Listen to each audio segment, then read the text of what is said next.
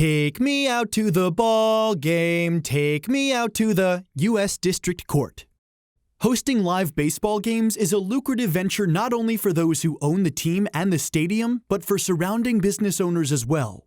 In Right Field Rooftops LLC versus Chicago Baseball Holdings LLC, we'll see whether the surrounding businesses strike out when interpreting their contracts with the team.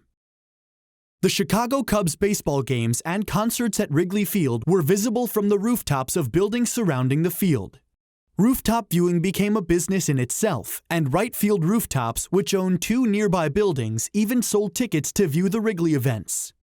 After the Cubs sued Rooftops in 2002, the parties entered into a licensing agreement. Rooftops would pay the Cubs a percentage of its profits from ticket sales in exchange for the Cubs' agreement not to erect barricades blocking its view. However, the agreement still permitted any expansion if approved by a government authority. 2 years later, Wrigley Field's historic landmark designation limited alterations to the premises. Several years after that, the Cubs' new owner purchased some of the surrounding rooftop businesses.